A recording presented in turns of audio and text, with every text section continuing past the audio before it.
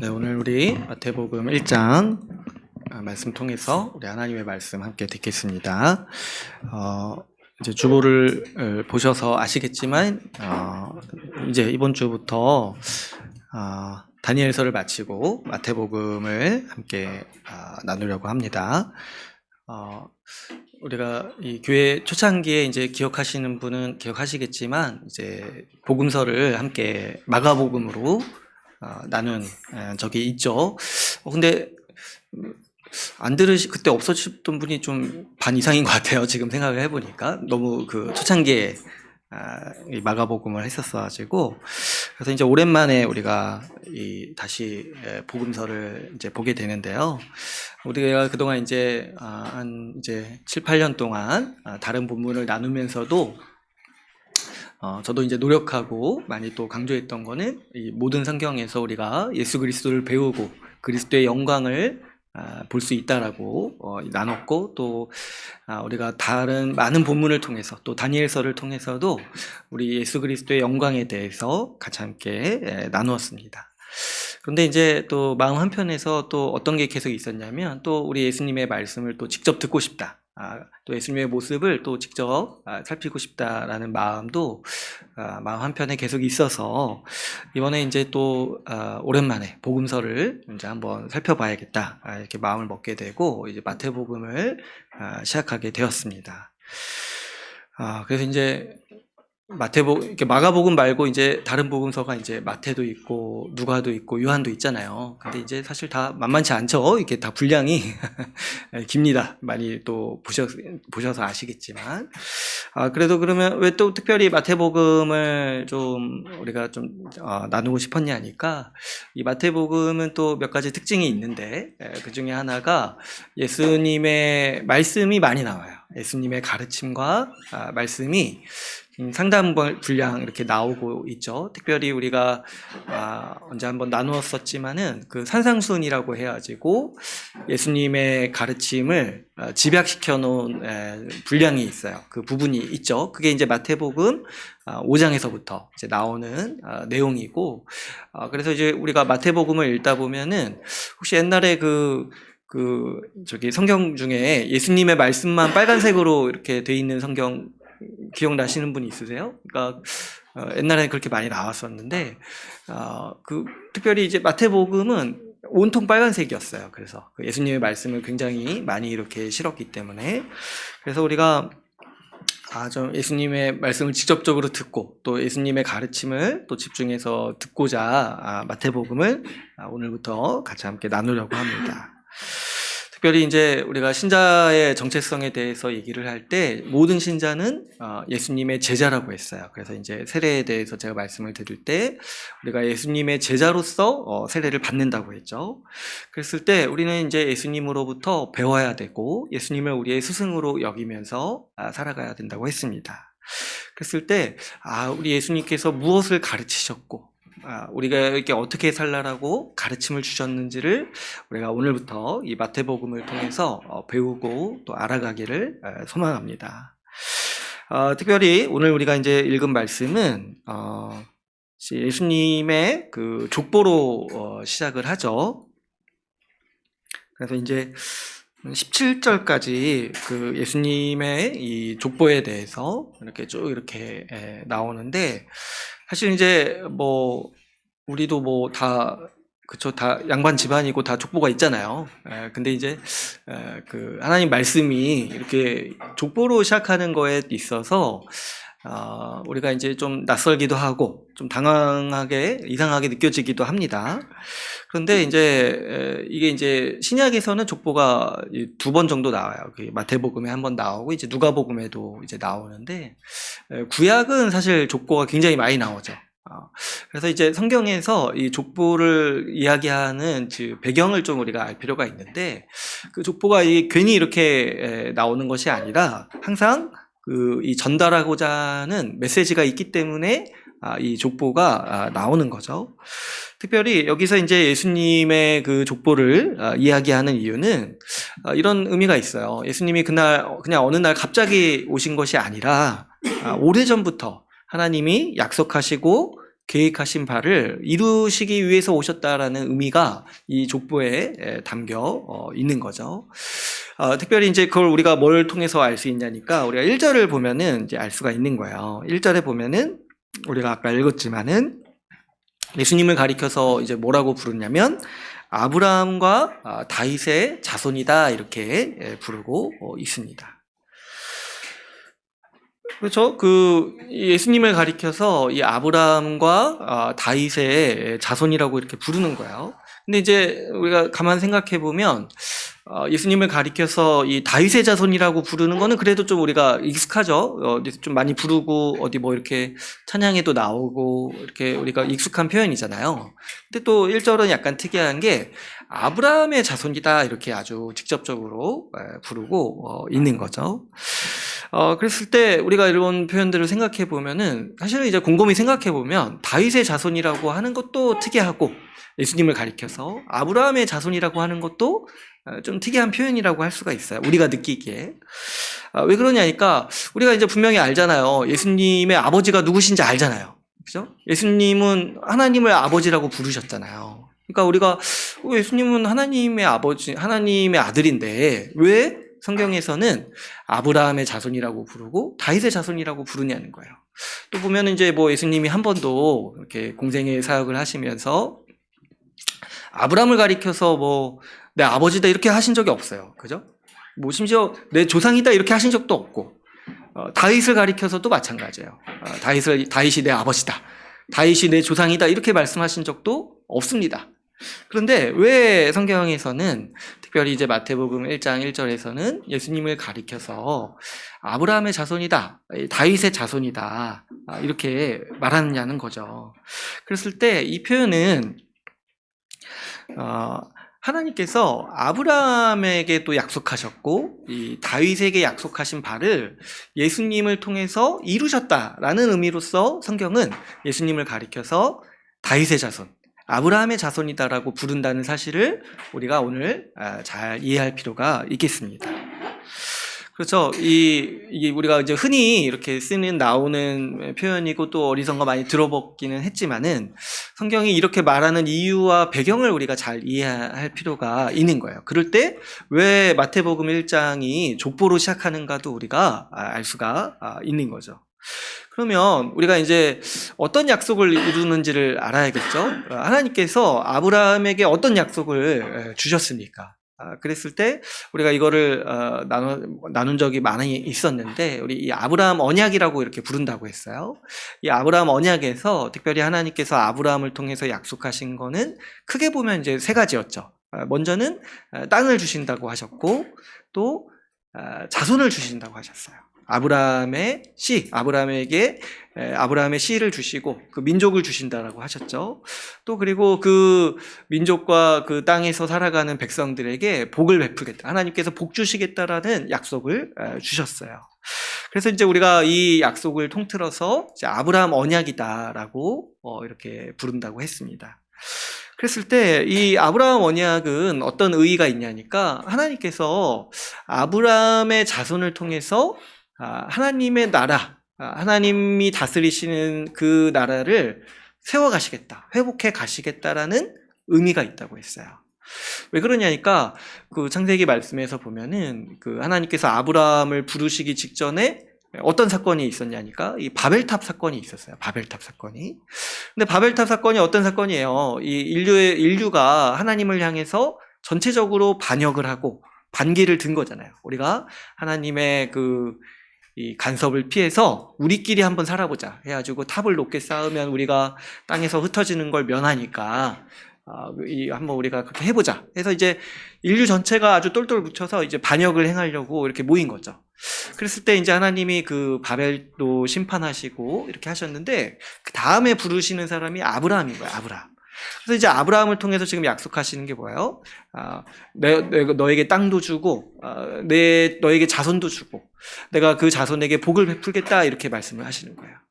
그랬을 때 이 맥락은 어떤 뜻이냐니까 하나님께서 이 아브라함의 자손을 통해서 하나님의 백성들을 세워가시고 하나님의 뜻을 따르고 하나님을 예배하는 하나님 나라를 만드시겠다라는 의지를 하나님은 이 아브라함에게 약속을 하셨고, 우리가 그것을 그래서 아브라함 언약이라고 부른다라고 우리가 이제 많이 과거에도 얘기를 나눴습니다. 그러니까 이 하나님은 이제 이 아브라함에게 이런 약속을 주셨는데, 이제 가장 중요한 약속이 이 자손을 주시겠다는 약속이었어요. 자손을 주시겠다는 약속. 왜 그러냐니까 우리가 다 알다시피 하나님께서 아브라함을 부르셨을 때는 아브라함이 불임이었잖아요. 그죠? 그래서 그 아브라함, 창세기에서 이제 아브라함 이야기가 이렇게 보면은 그 불임 가정이 고생하는 이야기예요. 어떻게 보면은. 그래서 이제 하나님이 주시겠다고 하셨는데 이제 100세가 될 때까지 안 주셔가지고, 이제 아브라함도 우리 이제 수요일에 한번 나눴잖아요. 그런 얘기도 하잖아요. 하나님, 내가 뭘 보고 하나님 믿겠습니까? 이런 얘기도 담대하게 하잖아요. 주신다고 했는데 안 주시니까. 세상에 무슨 90세가 넘을 때까지 자손을 안 주시면은 뭐 이게 방법이 없잖아요. 그러니까 이 아브라함의 그 언약에서 그 중요하게 다뤄지는 거는 이제 자손을 주시겠다는 약속이에요. 그런데 이제 우리가 창세기 본문을 봐도 그렇고, 또 우리가 성경을 그냥 이제 아무런 배경 지식이 없이 읽다 보면은, 우리가 보기에 하나님께서 아브라함에게 약속하신 자손은 그 직계 아들인 뭐 이삭이라든지, 아니면 그 이삭을 통해서 나오는 이스라엘 민족을 의미한다라고 우리가 생각하기 쉽죠. 또 뭐 그렇게 받아들이는 게 당연합니다. 그래서 이제 성경을 이렇게 신약이 없이 구약만 이렇게 좀 보려고 하시는 분들은 자꾸 이렇게 어떤 생각을 가지고 있냐면, 하나님께서 아브라함의 자손을 하나님의 백성으로 삼으신다라고 이렇게 정하셨다는 거예요. 아브라함의 자손만. 그래서 성경에서 이렇게 보면은 이 예수님 당시에 유대인들도 착각하고 있던 게 뭐냐니까, 누가 아브라함의 자손인지가, 이게 이제 뭐냐면 누가 구원받는지, 누가 하나님의 백성인지를 결정하는 유일한 이 구분인 거예요. 누가 아브라함의 자손이냐, 누가 아브라함의 자손이냐. 그래서 이제 유대인들이 생각하는 게 뭐예요? 우리만 아브라함의 자손이다. 그래서 이제 이 유대인들이 예수님한테도 막 따지죠. 예수님이 당신이, 제가 한 말은 아니지만 제가 하려니까 좀 너무 그러네. 아무튼 예수님 당신이 아브라함이랑 무슨 관계가 있냐. 우리는 아브라함의 후손이다. 이렇게 이제 예수님 앞에서 막 이렇게 의스대는 거예요. 우리 아브라함의 후손이다. 근데 이제 예수님이 또 이해하지 못할 말을 하시죠. 아브라함이 있기 전에 내가 있었다. 이렇게 얘기하시니까 어떻게 알아듣습니까, 이거를. 그죠? 이제 참 예수님은 참 사람으로 오셔서 고생도 하셨지만은 어떤 면에서 좀 사람을 이해하지 못하는 면도 있으셨던 것 같아요. 어쨌든 간에 그만큼 이제 성경 전체에서 이 아브라함 언약 때문에 아주 중요한 주제가 누가 아브라함의 참된 자손인가요? 누가 아브라함의 자손인가? 그런데요, 이제 유대인들은 이제 지금까지도 자기들만 아브라함의 자손이다 이렇게 이제 생각하는 거 아니겠습니까? 그러니까 이제 이 사람들은 이제 신약을 안 믿는 거죠. 그런데 신약은 이 말씀을 다르게 해석하는 거예요. 다르게. 뭐냐니까 유대인도 아니고 저 이방인도 당연히 아니고 오직 예수 그리스도만이 아브라함의 자손이다라고 우리 신약의 말씀은 우리에게 가르쳐주고 있는 거죠. 그래서 우리 말씀 한 구절 하나 간단히 찾아보면은 이 갈라디아서 3장 16절 말씀 우리 한번 볼게요.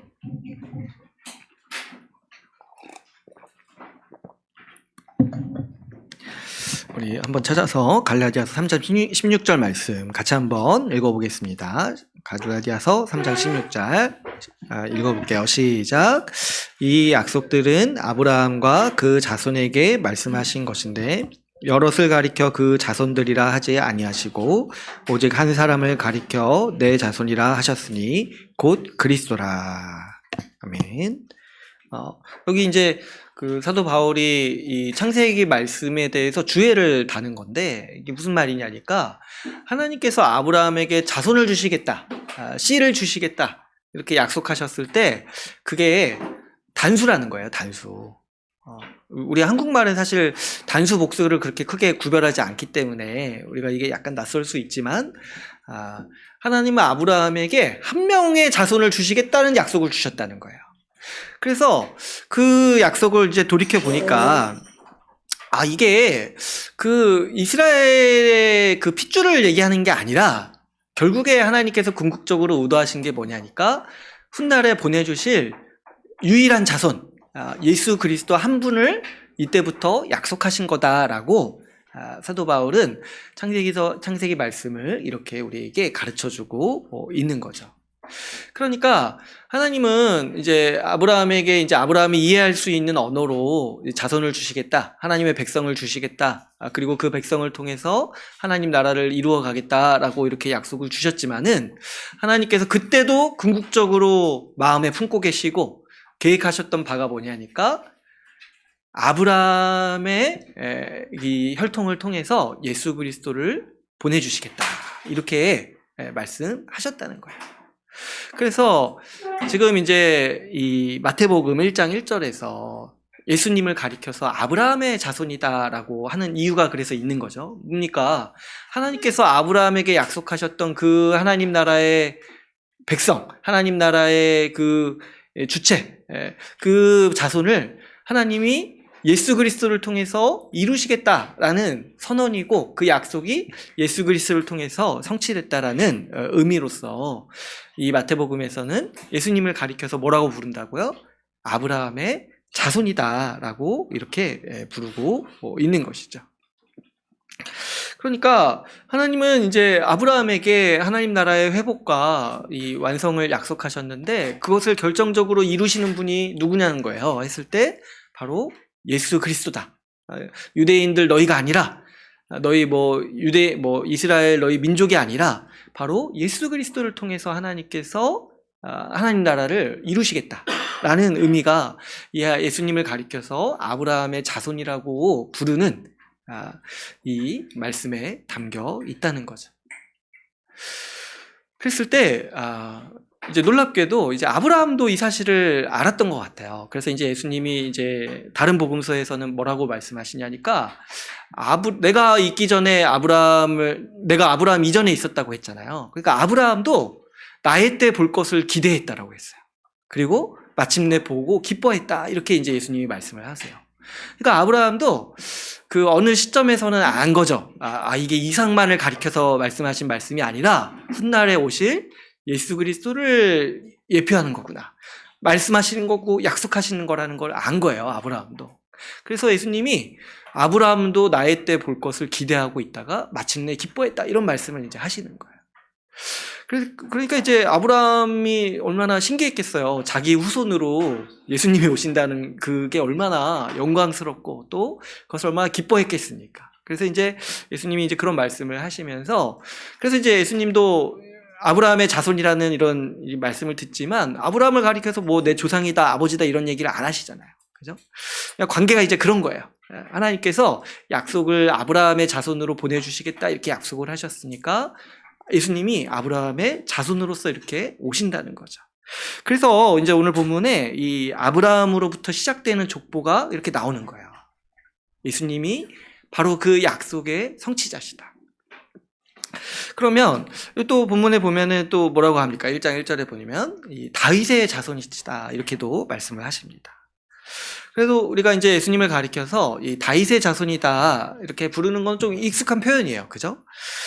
그런데 이것도 이제 우리가 그래서 짚고 넘어갈 필요가 있는 거예요. 왜 똑같이 예수님을 또 다윗의 자손이라고 이렇게 부르는가?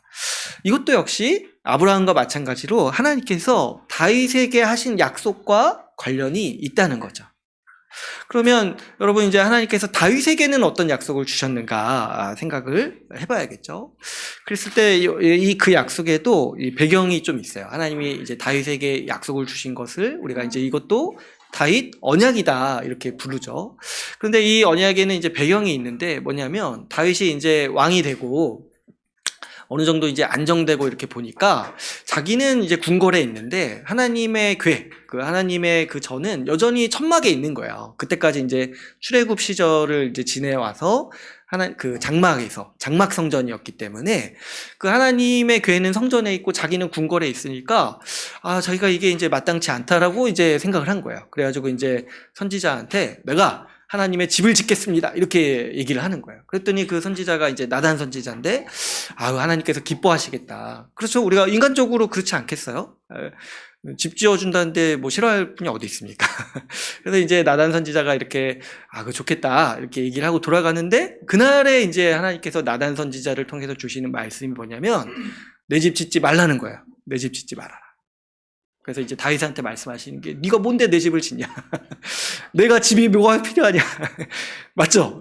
우리 하나님이 진짜 제가 그 말씀 이번 주에 다시 보면서도 그냥 진짜 이방신이 아니세요. 여러분 그냥 우상 같으면 집 짓는다고 하면은 그래 이왕 지을 거 크게 지어라 이렇게 하시지 않겠어요? 근데 하나님께서 말씀하시는 게 내가 이 내 땅, 이 온 땅이 내 발등상이고 하늘이 내 지붕이고 네가 어떻게 내 집을 짓겠냐 이렇게 이제 말씀을 하시는 거예요. 그러면서 하나님이 다윗에게 주시는 말씀이 뭐냐면 내가 너의 집을 짓겠다 이렇게 말씀을 하세요. 이게 아주 이제 재밌는 표현인데 이게 저만 재밌으면 안 되는데 이제 잘 설명을 드릴게요. 처음에 이제 다윗이 하나님의 집을 짓겠다고 했잖아요. 하나님의 집을 짓겠다. 근데 이제 거기서 말하는 집은 뭐예요? 하나님이 계시는 성전을 짓겠다라는 의미였잖아요. 근데 이제 하나님께서 너가 내 집을 지을 수 없다. 그리고 그건 너에게 허락된 일이 아니다. 그러면서 주시는 말씀이 도리어 내가 너의 집을 짓겠다 이렇게 말씀을 하세요. 그랬을 때 그 맥락을 보면은 이 하나님께서 다윗의 집을 짓겠다라는 말이 무슨 의미냐니까 그 집이 이제 영어로 이렇게 영어를 써서 죄송하지만 이제 하우스잖아요. 하우스. 그죠? 근데 그 하우스가 이제 뜻이 집이란 뜻도 있지만 뭐예요? 가문이란 뜻도 있죠. 가문이라는 뜻. 그러니까 하나님께서 다윗의 집을 짓겠다 이렇게 말씀하시는 게 어떤 의미로 이렇게 펼쳐지냐니까 내가 너의 가문을 세우겠다. 이런 의미로서 하나님은 이렇게 쭉 얘기를 하신다는 거예요. 이게 이제 하나님이 다윗에게 주시는 약속, 이 언약인 거예요. 그래서 우리가 이 배경을 가지고 한번 직접 그 말씀을 한번 볼까요? 우리 사무엘하 7장 말씀을 한번 볼게요. 사무엘하 7장 12절에서 16절 말씀입니다.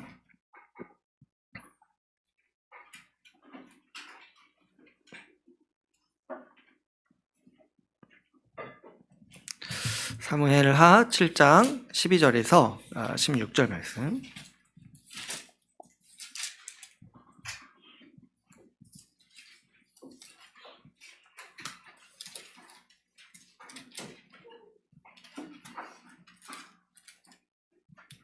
같이 한번 읽어보겠습니다. 12절에서 16절 같이 한번 읽어볼게요. 시작. 내 수완이 차서 내 조상들과 함께 누울 때 내가 내 몸에서 날 내 씨를 내 뒤에 세워 그의 나라를 견고하게 하리라. 그는 내 이름을 위하여 집을 건축할 것이요 나는 그의 나라 왕위를 영원히 견고하게 하리라. 나는 그에게 아버지가 되고 그는 내게 아들이 되리니 그가 만일 죄를 범하면 내가 사람의 매와 인생의 채찍으로 징계하려니와 내가 내 앞에서 물러나게 한 사울에게서 내 은총을 빼앗은 것처럼 그에게서 빼앗지는 아니하니라. 내 집과 내 나라가 내 앞에서 영원히 보존되고 내 왕위가 영원히 견고하리라 하셨다 하라. 아멘. 이게 이제 다윗에게 하신 하나님의 약속, 이 다윗 언약의 골자예요. 이게 이제 뭐냐면 하나님께서 너의 가문을 내가 세우겠다. 그래서 너의 자손들을 통해서 성전도 짓고 또 너의 자손을 통해서 내 나라, 하나님 나라, 이 이스라엘을 영원히 견고하게 세우겠다. 이렇게 이제 말씀을 하시는 거죠. 그래서 다윗 왕조의 왕을 또 뭐라고 또 얘기하시는 거예요. 아주 의미심장한 표현이 또 그 14절에 나오죠. 너의 후계 왕들을 내 아들로 삼겠다. 이렇게 이제까지 말씀을 하시는 거예요. 그래서 이제 이 약속의 요지는 뭐입니까? 이 다윗에게서 날 씨, 이 다윗의 후손을 통해서 하나님 나라를 견고하게 세우시겠다라는 이제 말씀이죠. 약속이죠. 근데 이제 이거를 이제 언뜻 보면은 우리가 말씀을 쭉 읽다 보면은 이거는 이제 훗날에 이 성전을 짓는 이제 솔로몬이라든가 그 뒤에 나오는 뭐 이렇게 다윗 계열의 다윗 왕조의 왕들을 얘기하시는 건가? 그들을 복주시겠다고 말씀하시는 거라고 우리가 충분히 그렇게 이해를 할 수 있죠. 그런데 이 약속이 단순히 그러면 그 다윗 때 솔로몬이라든가 그 이후의 왕들만을 얘기하는 것이냐 했을 때 사실 그렇지가 않다라는 거를 우리가 이 후의 역사를 보면서 미루어 짐작할 수가 있어요. 왜 그러냐면은 여러분 한번 생각해 보세요. 이 다윗의 자손을 생각해 보면 다윗의 자손도 사실 많죠. 그죠? 그 다윗 그의 아들이 많았고 또 다윗 뒤에 이어지는 왕들도 많이 있었잖아요. 그래서 이제 오늘 우리가 읽은 마태복음 족보에서도 이게 그 다윗 이후의 왕들의 이름이 쭉 나오는 거잖아요. 그런데 그 다윗의 후계를 통해서 그 이스라엘이라는 나라가 번성하기는 했지만 또 어때요? 그 나라가 망하기도 했어요. 우리가 이제 그 다니엘서를 살펴보면 이렇게 우리가 알았죠. 이 다윗의 후손들이 나라를 다스릴 때 그 이스라엘의 나라가 사라졌어요. 망하기도 했다라는 거예요. 그랬을 때 이 다윗에게 하신 하나님의 약속을 그러면 아는 사람들이 이런 생각을 하는 거죠. 아, 그래도 하나님께서 다윗에게 이 약속을 주셨으니까 여기는 뭐 보면 뭐래요? 다윗의 그 자손을 통해서 영원한 나라를 세우시겠다. 그 왕권이 하나님 앞에서 영원할 것이다. 이렇게 이제 말씀을 하시잖아요. 그러니까 이 성경의 약속들을 언약을 아는 사람 입장에서는 이 가지고 있는 소망이 뭐예요? 하나님께서 다윗의 자손을 통해서 언젠가 하나님 나라를 완성하시고 회복하신다라는 그런 소망과 기대를 이제 갖게 되는 거죠. 그랬을 때 이제 이 다윗의 자손을 그래서 이제 이스라엘 백성들이 기다렸던 거예요. 다윗의 자손으로 오실 분이 누구냐.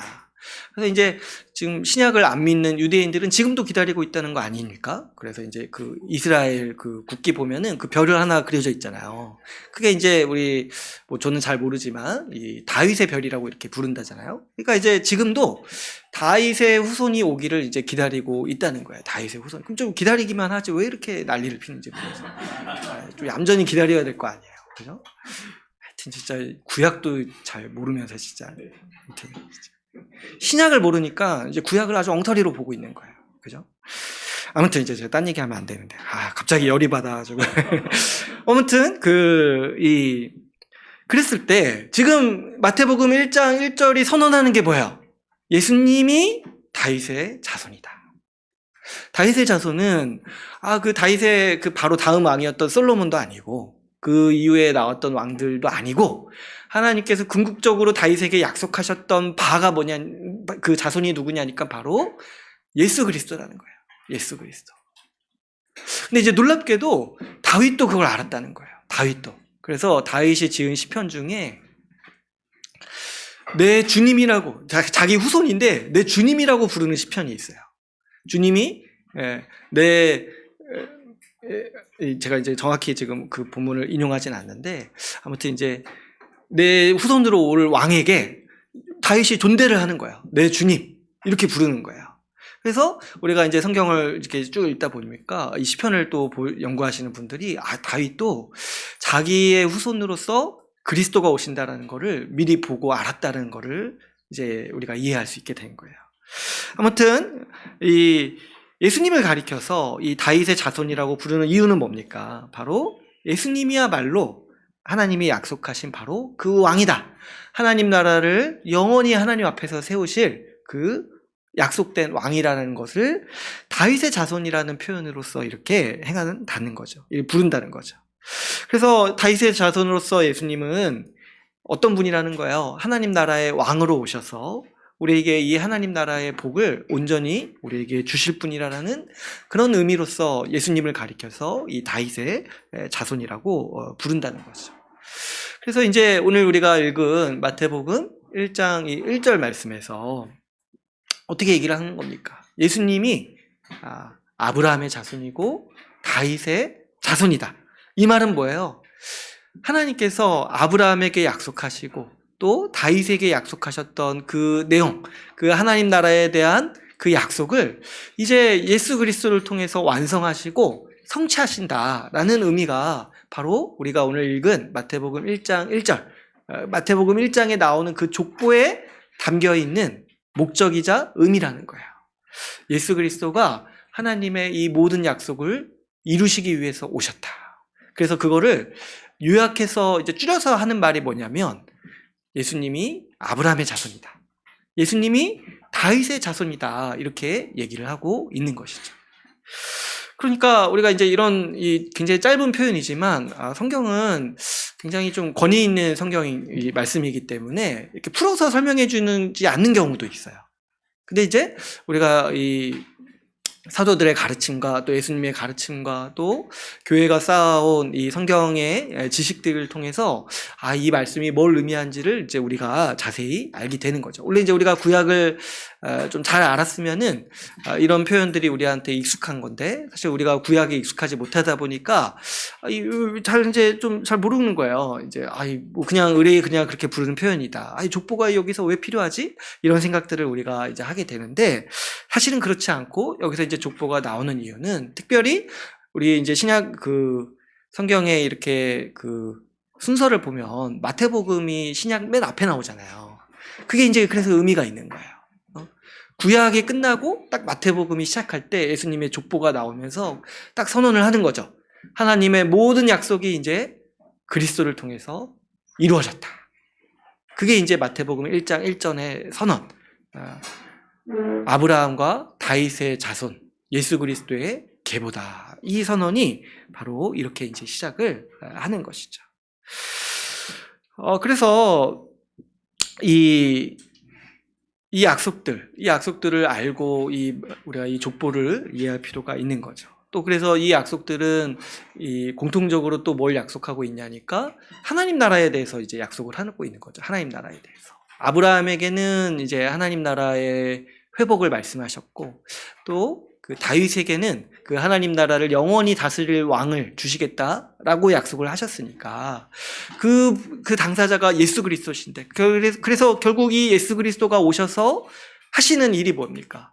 이 하나님 나라를 완성하시고 그 하나님 나라를 통해서 우리에게 영원한 복을 주신다라고 말씀을 하고 계시는 거예요. 그래서 우리가 이 마태복음을 읽다 보면은 특별히 이제 이 마태복음은 하나님 나라를 천국이라고 불러요. 천국. 그래서 이 천국에 대한 이야기가 이 마태복음에는 굉장히 많이 나옵니다. 또 우리가 이 배경을 알고 오늘 이 족보를 읽으면 이 1장부터 17절까지 이 족보를 보면은 여기서도 하나님 나라에 대한 이 암시 또 하나님 나라에 대한 교훈을 우리에게 주고 있다는 사실을 발견하게 돼요. 그래서 원래 그것도 오늘 제가 하려다가 제가 이제 보니까 좀 설교 시간을 줄여야겠다 제가 생각이 들어가지고 그거 다음 주에 하려고 다음 주에. 제가 지난주에 짧게 하려고 했는데 지난주가 제일 길게 했더라고요. 그래가지고 이대로 가면 안 되겠다. 제가 굳은 결심을 하고 다 날려버렸어요. 다 했다가 이거 다음 주에 해야겠다. 날려버렸어요. 그래서 오늘은 예수님이 아브라함의 자손이다. 다윗의 자손이다 라고 부르는 이유가 뭐냐. 예수님을 통해서 하나님이 그분의 모든 계획과 약속을 이루셨다라는 의미로서 우리는 그렇게 부른다라는 사실, 이 하나를 우리가 이 마태복음 1장을 통해서 분명히 알고 넘어갈 필요가 있겠습니다. 그래서 여러분 우리가 이 배경을 알고 보니까 어때요? 이 마태복음이 이렇게 처음 시작할 때 이렇게 시작한 이유가 다 있는 거죠. 이 아브라함의 자손이고 다윗의 자손이시다. 그리고 그거를 더 부연 설명하기 위해서 안 믿을까봐 이렇게 족보를 또 얘기를 하는 거예요. 아브라함이 누가 낳고 누가 누구를 낳고. 그래서 결국에 그 피가 예수 그리스도께로 이렇게 온다. 그 족보가 예수 그리스도를 통해서 완성되었다. 이게 무슨 말이냐니까 단순히 뭐 예수님 족보 있는 집안이다 이 얘기하려는 게 아니라 하나님이 약속하신 바를 예수 그리스도께서 이루셨다라는 것을 이제 보여준다는 것이죠. 그랬을 때 이게 무슨 의미가 있냐니까 이 구약의 모든 약속, 구약의 모든 소망과 염원이 바로 이 예수 그리스도를 통해서 이루어졌다라고 마태복음이 1장부터 이렇게 선언을 하고 이제 시작한다고 했어요. 그랬을 때 여러분 특별히 이제 마태복음이 이제 이렇게 배경을 보면은 그 유대인들을 대상으로 쓰여졌다고 해요. 유대인들을 대상으로. 그랬을 때 그러면 유대인들이 이 마태복음을 읽게 되면은 이제 가지게 되는 생각이 뭐겠습니까?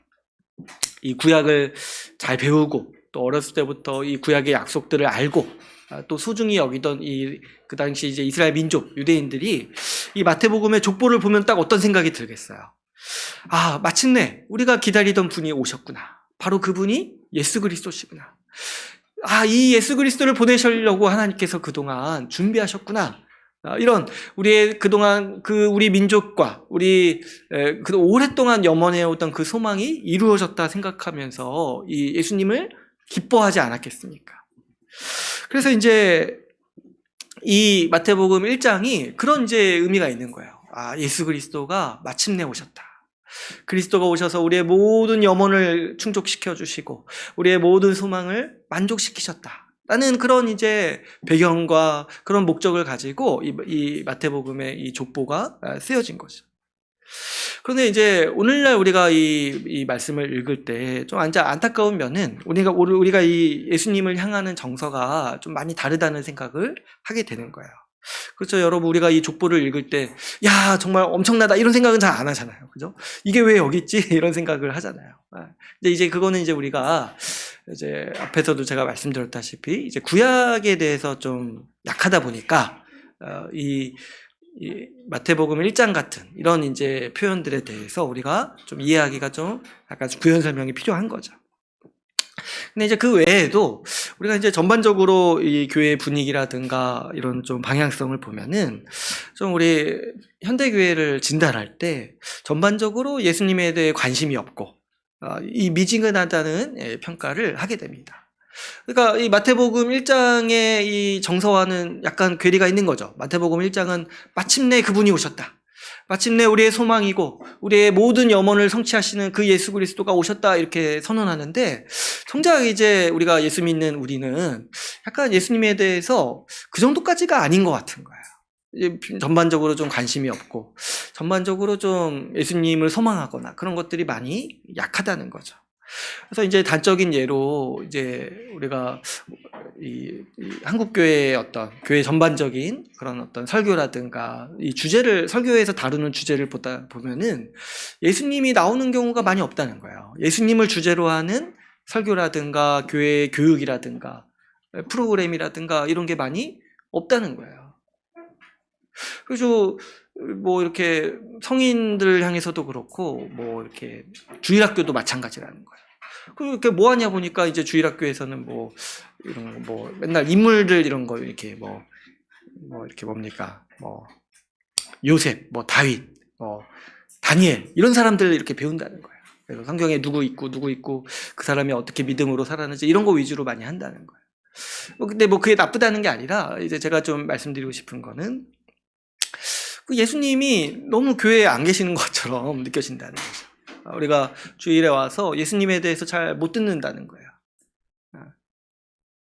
또 이제 보면은 전반적으로 약간 찬양도 그런 느낌이 좀 있죠. 찬양도 예수님을 주제로 하는 찬양이 좀 많이 부족하다는 그런 생각도 많이 하게 되는 거죠. 그랬을 때 아까 제가 말씀드렸던 그 정서랑은 좀 차이가 있죠. 이 신약은 하나님이 약속하시고 그토록 고대하던 예수 그리스도가 마침내 오셨다 이렇게 선언을 하는데 우리가 예수님을 대할 때 좀 미지근한 것 같고 그 예수님에 대해 열광하거나 이 예수님을 소망하거나 예수님을 더욱더 붙잡는 그런 힘이 교회 안에서 많이 약해지고 있는 것이 아닌가 우리가 돌아보게 됩니다. 또 더 나아가서 생각을 해보면 여러분 우리 개인의 삶은 또 어떠합니까? 우리가 정말 일상을 살면서 예수님을 소망하고 예수님을 의지하고 그렇게 살아가고 있는지 잘 모르겠어요. 그렇죠. 우리는 분명히 이 마태복음을 처음 읽었던 사람들과는 좀 다른 국면에 있어요. 우리는 이제 이미 예수님을 믿고 있고 또 어떤 약속이 있어요. 예수님께서 다시 오신다라고 약속하셨잖아요. 그죠? 그렇기 때문에 우리에게도 여전히 예수님은 소망의 영역이 있는 거예요. 예수님이 곧 오시겠지. 예수님이 다시 오심으로써 우리 삶이 완성되고 우리를 향한 하나님의 뜻이 완전히 성취되는 그날을 우리가 또 기다리면서 살아가고 우리도 있는 거죠. 그럴 때 우리도 정말 이렇게 돌아보는 거예요. 우리도 정말 예수님을 고대하고 소망하고 있는가? 예수님이 오실 것을 정말 다시 한번 우리가 그것을 붙잡고 살아가고 있는가? 아니면 그보다는 우리도 우리 삶의 문제에 너무 급급하느라 우리 소망을 다른 것에 두고 있지 않은가?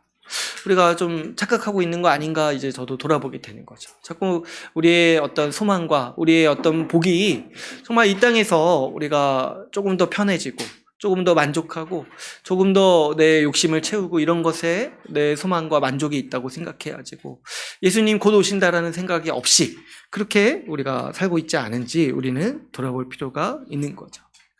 더 나아가서 여러분, 우리가 신자로 살면서 가장 이제 빈번하게 하는 실수가 있어요. 그게 뭐냐니까 우리가 신자가 예수님을 의지하지 않고 살아가는 거예요. 예수님께 기대지 않고 살아가는 거. 많은 사람들이, 많은 이제 교인들이 예수님을 우리를 구원해 주시는 분이라고 믿습니다. 그리고 우리가 예수 믿어서 구원받는 것에 한치 의심도 없어요. 우리 한국교회의 강점이 여기 있죠. 예수 믿고 구원받는다. 예수 믿으면 우리가 천국 간다. 여기에 있어서 많은 사람들이 거의 흔들리지 않아요. 여기에 있어서. 그런데 우리에게 있는 약점이 뭐냐면은 그 구원은 예수님이 해주시는데 우리가 살아가면서 필요한 지혜라든지 필요한 능력이라든지 어떤 우리가 살면서 만나는 고난과 어려움이 있을 때 예수님이 우리를 도우신다는 생각을 잘 안 한다는 거예요.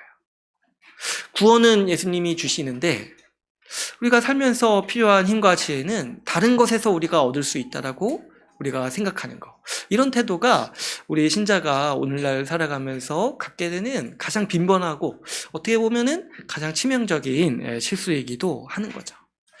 예수님을 생각할 때 예수님은 우리가 죽어서 천국 가게는 해주시지만 이 땅을 살아갈 때는 그다지 필요하지 않은 분이라고 이렇게 생각을 한다는 거예요. 그래서 예수님을 언제 찾냐니까 죽기 직전에 찾는 거예요. 죽기 직전에. 예수님 믿을 때 한번 찾고 죽기 직전에 한번 찾고. 그러다 보니까 이제 교회에서 아까도 제가 말씀드렸다시피 설교에서 예수님을 다루는 주제가, 예수님의 말씀을 배우는 주제가 많이 사라지고 있다 했죠. 제가 예전에 이제 생각해 볼 때 설교 말씀을 통해서 예수님에 대한 얘기를 몇 번 듣는가 했을 때 1년에 한 3번 정도 듣는 거예요. 1년에 3번. 언제 있습니까? 고난주일 때 한번 듣고. 또 언제 듣겠어요, 그러면? 부활주일에 딱 한번 듣고. 그리고 또 언제겠습니까? 성탄절 때 한번 들어요. 성탄절 때. 그러니까 한 3번 듣는 것 같아요. 근데 제가 그 3번 듣는데 성탄절 때 어떤 분이 예수님 설교 안 하시고 마리아 얘기를 하시더라고요. 그래서 제가, 야, 어떻게 그 3번도 진짜 줄이냐. 마리아의 믿음을 보라. 이렇게 얘기를 하시더라고요. 참. 아무튼 좀, 그때 좀 서운했어요. 1년에 3번 하는데 그것도 줄여가지고.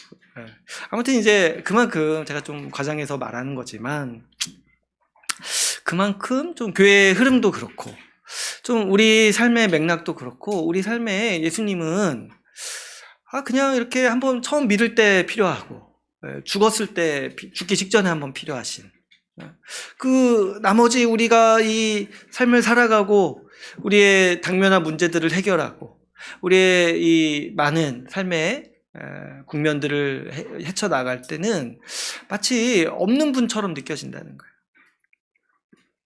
예수님은 우리가 죽어서 천국 가게는 해주시지만 마치 우리 삶의 당면한 문제들을 돕거나 해결해 주시지는 않는 분으로 우리가 어느 때부턴가 말로써 직접적으로 하지는 않지만은 은연중에 그렇게 인식하고 있지는 않은지 돌아보게 되는 거죠. 그래서 결과적으로 안타깝게도 우리 예수 믿는 신자들이 자기가 예수 믿는다는 건 한치 의심도 하지 않지만은 그 삶을 생각해 보면 예수님을 의지하면서 살지 않는 그런 아주 아이러니한 삶의 모습들을 우리가 많이 보게 됩니다. 신자가 여러분 예수님을 의지하지 않으면서 삶을 살게 되면 어떻게 살겠습니까? 결국에는 세상의 지혜라든지 자기의 계획이라든지 자기 머리에서 나오는 지혜를 의지하기 마련인 거죠. 그래서 우리는 이런 정말 이상한 현상을 보고 있는 거예요. 우리가 예수 믿는다, 예수 믿는다, 예수 믿어서 구원받는다 말하면서도 정작 이렇게 우리가 사는 걸 보니까 예수님이 없어요. 예수님을 의지하지 않고 예수님의 말씀대로 살지 않고 예수님의 말씀에 따라서 우리 삶을 해석하지 않고 전부 다 내 개인의 이 감정과 내 개인의 계획과 아니면 어디 저기 세상에서 처세술로서 얘기하는 그런 지혜들을 의지하며 살아가고자 하는 그런 흐름들을 우리가 오늘날 보고 있습니다. 그러나 여러분, 우리가 오늘 말씀을 통해서 1장 1절 예수 그리스도가 아브라함의 자손이고 다윗의 자손이다. 이 짧은 말씀을 통해서 우리가 분명히 기억해야 되는 사실은 예수 그리스도야말로 하나님께서 우리에게 주시는 최고의 선물이라는 거예요. 최고의 선물. 여러분, 우리가 이 성경 전체를 단순히 이해하자면 이런 거예요. 하나님이 예수 그리스도를 주시기 위해서 준비하셨다가 마침내 주신 이야기라는 거예요. 이 예수 그리스도를. 왜 그렇습니까? 예수 그리스도가 하나님의 아들이시고 하나님의 전부세요. 하나님의 가장 부유하고 충만하신 지혜, 하나님의 가장 크신 능력이 예수 그리스도께 있어요. 그렇기 때문에 하나님은 우리에게 그분의 가장 귀한 전부를 우리에게 주신 것이고 그것으로 말미암아서 우리를 충만하게 하시고 우리 삶에 필요한 모든 복을 그리스도로 말미암아서 다 채우신 것입니다. 그랬을 때 우리 하나님께서 우리를 통해서 원하시는 게 뭐겠습니까? 하나님은 우리가 이 예수 그리스도를 통해서 복을 누리고 이 예수 그리스도로 말미암아서 지혜를 얻고 힘을 얻고 예수 그리스도를 의존하고 예수 그리스도를 누리면서 우리의 삶을 살아가기를 원하신다는 거죠. 이것이 하나님을 우리에게 그리스도를 보내시면서 기대하셨던 바예요. 기대하셨던 바예요. 그래서 우리가 매주 모여서 이 예수 그리스도를 보내주신 하나님의 은혜를 감사하고 그리스도의 영광을 알아가고 그리스도를 통해 살아가는 인생의 기쁨과 그 보람을 누리도록 하신 그 하나님의 뜻이 여기에 있다라는 거죠. 그렇게 여러분, 우리는 좀 이런 지금 우리가 이런 실수, 이런 그리스도를 의지하지 않고 그리스도 없이 살아가려고 자꾸 우리가 착각하고 실수하는 이런 태도들에서 우리는 벗어나야 마땅하겠습니다. 우리가 이 말씀을 붙들고 기억하면서 우리에게 필요한 자세가 뭐냐니까, 여러분, 우리는 주일뿐만 아니라 또 예수 믿었고 또 죽기 직전 이때뿐만 아니라 우리가 일상을 살아가면서도 우리 예수님을 의지하고 또 소망하면서 살아가기 위해 우리 마음을 부단히 힘써야 되는 것이죠. 우리를 도우시는 하나님의 모든 도우심과 능력과 하늘의 모든 충만한 지혜가 다 어디에 있냐니까 예수 그리스도를 통해서 우리에게 주어집니다. 그렇기 때문에 우리 신자는 이미 그 그리스도를 받은 자로서 예수 그리스도를 의지하고 예수 그리스도께 배우고 예수 그리스도를 붙잡으면서 살아가는 우리 삶의 방식, 이런 삶을 우리가 훈련하고 또 그렇게 사는 것이 신자의 삶이라는 것을 우리가 어렸을 때부터 좀 익숙해지고 또 지금도 부단히 우리 마음을 돌릴 필요가 있겠습니다. 여러분, 우리가 특별히 힘들고 또 어려운 일이 있을 때마다 여러분, 우리가 의지해야 될 것은 오직 예수 그리스도라는 거예요. 예수 그리스도. 우리가 그리스도께 기도하면서 이겨낼 힘을 얻을 수 있는 것이죠. 우리가 주님께 의지하고 주님께 기도하고 주님을 또 의존하면서 주님께 도움을 구할 때 우리 주님은 능히 우리를 도우신다는 걸 우리가 확신해야 됩니다. 우리가 기도의 자리에 나아갈 때마다 우리 주님께서, 우리 예수님께서 우리에게 힘을 주세요. 우리의 어떤 고난과 어려움이라도 기도하기 전에 또 말씀 보기 전에는 낙담하고 정말 어떻게 어찌할꼬 이렇게 정말 낙담하는 마음이 있다가도 기도하고 우리 주님의 말씀을 들을 때 할 수 있겠다. 주님 주시는 힘과 능력이 있기 때문에 내가 충분히 할 수 있겠다라는 마음이 우리에게 드는 거예요. 뿐만 아니라 우리가 다른 세상의 지혜라든지 다른 어떤 세상의 처세술이라든지 이런 거 보기 전에 예수님께 우리의 삶의 방향을 구하고 예수님께 우리 삶의 지혜를 구했을 때 우리가 많이 경험하는 게 있죠. 신자로서 말씀을 듣거나 우리가 기도할 때 깨닫게 되는 거예요. 지혜를 주시기 때문에 예수님이 우리에게 지혜를 주시는 거예요. 저도 이번 주에 기도하면서 설교를 좀 줄여야겠다 생각이 든 거예요. 얼마나 큰 지혜를 주셨습니까? 이거 다 하다가는 또 힘들겠다, 서로 힘들겠다 싶어가지고. 아무튼 이제 우리가 신자로서 매번 경험하는 거는 우리 예수님께 지혜가 있다는 거예요. 우리가 기도할 때마다 정말 이 하늘의 지혜를 부어주셔서 이렇게 하면 되겠구나 하는 정말 비상한 대책을 주실 때도 있고, 또 어느 날은 기도하다가 말씀을 또 생각나게 하시고 깨닫게 하셔서 그 말씀으로 그 한 주를 살아갈 힘을 주시고 그 말씀으로 그 날의 괴로움과 어려움을 버틸 수 있는 그런 기쁨도 주시고 능력도 주시고 그것이 바로 누구를 통해서 나오냐니까 우리 주 예수 그리스도를 통해서 나온다는 거예요. 그래서 특별히 여러분 우리가 이렇게 살면서 미래가 불안하고 낙담되고 또 두려울 때마다 우리가 자주 생각해야 되는 거는 우리 그리스도를 생각해야 된다는 거예요. 특별히 그리스도를 소망해야 돼요. 소망해야 돼요. 그리스도를 의지하고 그리스도께 힘을 구하고 그리스도께 지혜를 구할 뿐만 아니라 매사에 우리가 그리스도를 소망해야 됩니다. 뭐냐니까 주님 다시 오실 거를 소망해야 돼요. 주님 다시 오실 거. 그렇지 않습니까? 여러분 우리가 살면서 정말 낙담이 될 때는 내 앞으로가 좀 걱정될 때잖아요. 걱정될 때. 나 이렇게 가다가 진짜 힘들겠다 앞으로. 나 이렇게 가다가 앞으로 5년 뒤, 10년 뒤 진짜 더 고생하겠다. 근데 이렇게 가다가 이 인생이 정말 풀리지 않겠다 이런 예상이 들고 이런 또 무게가 이렇게 서서히 다가올 때 또 우리가 사는 사회는 제가 언젠가 말씀드렸지만은 그 공포에 의해서 움직입니다. 미래가 두렵기 때문에 지금 뭘 해야 된다라고 끊임없이 사람들은 계속 얘기해요. 그런 사회에서 우리가 살다 보면 그렇게 안 살려고 해도 자꾸 불안하고 미래가 우울할 것 같고 그래서 닥쳐오지 않은 미래를 보면서 지금이 좀 우울한 거예요. 그랬을 때 우리가 이런 삶을 이런 좀 사회에서 어떻게 살아갈 수 있냐니까 우리는 자꾸 이렇게 이런 것만 보지 말고 예수님이 다시 오신다는 생각을 자주 해야 돼요. 예수님이 오신다. 여러분 이렇게 생각을 하세요. 이렇게 우리가 살면서 무슨 일을 겪어도 앞으로 정말 말 못할 힘든 일을 겪을지라도 우리의 끝은 뭘로 끝나는 거예요? 예수 그리스도로 끝나는 거예요. 제가 둘 중에 하나라고 했죠. 우리가 그분께 먼저 가거나 그분이 먼저 오시거나. 그러니까 이제거나 저제거나 우리의 마지막은 예수 그리스도예요. 그래서 우리는 항상 우리 결말을 생각해야 돼요.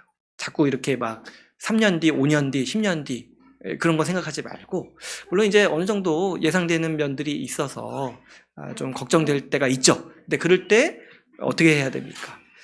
아예 끝을 생각해 보는 거예요. 아예 끝을. 주님 오신다. 내가 그런 비루함과 또 어려움과 말 못하는 그런 고난을 겪고 통과할지라도 그래도 나의 마지막은 예수 그리스도다. 그렇게 끝을 생각하면은 우리 가운데 평안이 있는 거예요. 그리스도로 말미암아서 우리 삶이 마무리된다. 이렇게 생각을 할 때 우리는 현재가 끊임없이 우리에게 주는 그 불안함과 공포와 그 정말 낙담에서 벗어날 수 있는 힘을 얻을 수 있는 것이죠. 여러분 이렇게 생각하세요. 우리의 삶은 어차피 해피엔딩이에요. 어차피 해피엔딩. 그 정해져 있어요. 여러분 그런 적 있으세요? 결말을 알고 영화 같은 거 보신 적 있으세요? 뭐 그렇잖아요. 그 명절 때 본 거 그냥 또 보고 많이 그렇게 하잖아요. 결말을 알고 보잖아요. 근데 결말을 알고 보는 영화 보면서 막 스릴이 느껴지세요? 긴장돼요? 주인공이 막 위기를 겪을 때 야, 어떻게 하냐? 저러다 망하면 어떻게 하냐? 이렇게 정말 실감이 나냐는 거예요. 잘 안 나죠? 왜냐니까 결국에 어떻게 될지를 알잖아요, 끝에 마무리가 어떻게 될지를 알잖아요. 그랬을 때 우리 삶도 마찬가지라는 거예요. 우리도 이제 잠깐의 어려움, 다니엘서 나눴을 때 3년 반의 고난을 겪으면서 정말 낙담되고 어렵고 힘든 시기를 지날 때가 있습니다. 그런데 우리가 삶의 결말을 아는 사람으로서 그렇게 낙담할 일이냐는 거예요. 응? 그 3년 반 뒤의 고난 뒤에 주님이 오실 텐데 내가 정말 세상이 꺼진 것처럼 내 인생 그냥 이걸로 다 주저앉고 망할 것처럼 낙담할 일이냐는 거예요. 그럴 만한 고난이 우리 인생에 더 이상 없다는 거예요. 왜냐니까 우리의 마지막이 예수 그리스도의 오심으로써 끝난다는 거예요. 그리스도가 오셔서 우리에게 부활 육체를 주시고 부활 생명을 완성하시고 완전히 변화시켜 주셔서 우리가 이제 완성된 하나님 나라에서 영원한 복락을 누릴 것인데 그 잠깐의 고난과 불안 때문에 우리가 오랫동안 낙담할 필요가 없다는 거죠. 그래서 이제 예수님이 우리가 이제 나중에 언제 나누려나 한 6장 가서 말씀하시는데 말씀하신 게 있어요. 걱정의 기한을 말씀하신 게 있어요. 걱정을 얼마 동안만 하라고 하셨어요? 낙담을 하루만 하라고 하셨어요. 하루만. 하루 지나고 나선 하지 말라고 하셨어요. 원래 주님 마음 같아서는 1초도 하지 말라고 하실 뻔했는데 그때쯤 되면 예수님이 좀 사람으로 살아보셔가지고 사람이 어쩔 수 없다는 걸 좀 이해하셔가지고 어떻게 하셨냐니까 하루만 해라. 하루만 걱정해라. 그날에 족하다. 자고 일어나면 그냥 잊어버려라. 하루만 해라. 그러니까 예수님 보시기에 어떤 걱정과 염려도, 어떤 고난에 대한 공포와 염려도 우리 신자의 삶을 하루 이상 지배할 수 없다는 거예요. 그렇죠? 주님 곧 오시기 때문에. 그래서 우리는 이것을 기록하고, 여러분, 우리가 끝을 보는 연습을 하고 주님 소망하는 연습을 우리가 충분히 하면서 우리가 살아갑시다. 우리 이 말씀이 말하는 것처럼 예수님 마침내 다시 오실 날을 고대하고 그 날을 소망하고 그 날을 통해서 우리 하루하루를 견디면서 살아가야 마땅합니다. 마지막으로 여러분, 우리가 이 예수님을 우리의 스승으로 여겨야 됩니다. 스승으로 여기고 예수님께 배워야 돼요. 예수님으로부터 우리가 삶을 살아가는 지혜를 얻고 배워야지 어떻게 됩니까? 우리가 다른 지혜와 다른 지식들을 의지하지 않을 수가 있어요. 우리는 자꾸 아까도 제가 말씀드렸지만은 성경 말씀이라든지 예수님의 가르침이 우리의 지금 복잡다단한 일상과 크게 관련이 없다고 생각을 해요.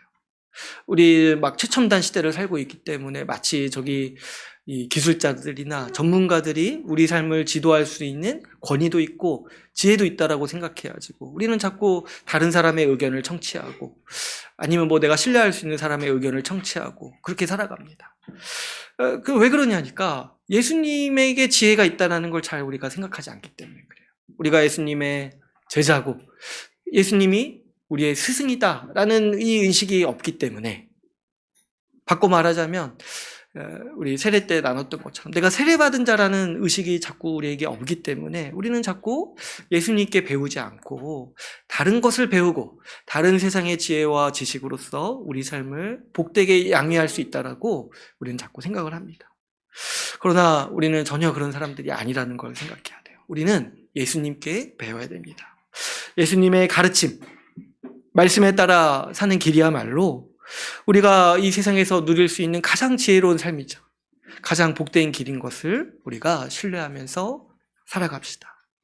그래서 모든 성경 말씀이 예수님의 말씀이고 그 말씀을 통해서 예수님의 그 뜻을 배울 수 있지만 특별히 우리가 이 마태복음을 통해서 그 예수님의 말씀을 직접적으로 알아갈 때 여러분 우리가 이제부터 그런 생각을 했으면 좋겠어요. 우리의 스승이신 예수님께 배운다. 우리의 스승이신 예수님께 내가 앞으로 어떻게 살아갈지를 배운다. 이 의식을 가지고 우리가 이 말씀을 앞으로 함께 나누어 가봅시다.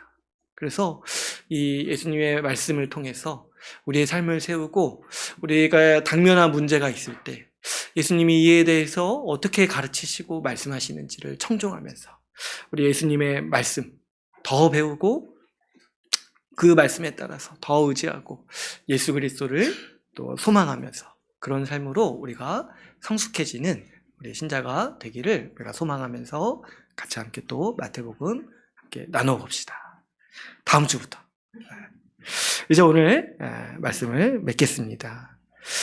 오늘은 우리가 마태복음 1장 말씀 통해서 예수님이 아브라함과 다윗의 자손이라는 말씀을 함께 나누었습니다.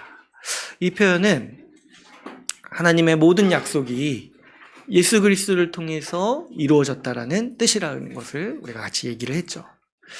여러분 우리가 이 말씀을 잘 이해하면 하나님이 우리에게 주시려는 최고의 선물이 결국 예수 그리스도라는 사실을 우리는 이해할 수 있습니다. 하나님은 우리에게 그리스도를 주시기 위해서 준비하셨고 마침내 예수 그리스도를 보내셔서 그분의 계획을 모두 이루셨습니다. 하나님은 우리가 이 하나님이 주신 최고의 선물, 이 예수 그리스도를 즐거워하고 날마다 누리고 의지하고 이 예수 그리스도를 소망하면서 살아가기를 원하십니다. 그렇기 때문에 여러분 우리가 이 말씀을 잘 이해하여서 잘 받아서 우리가 예수 그리스도를 누리면서 살아갑시다. 예수님을 의지하고 예수님께 배우고 예수님의 인도를 따라서 살아갑시다. 우리 예수님만이 우리 삶의 유일하고 복된 소망인 줄을 알아서 우리 예수님을 충만히 누리는 우리 주의 나라 교회가 되기를 간절히 소망합니다. 우리 말씀을 마치고 같이 기도하는 시간 갖도록 하겠습니다.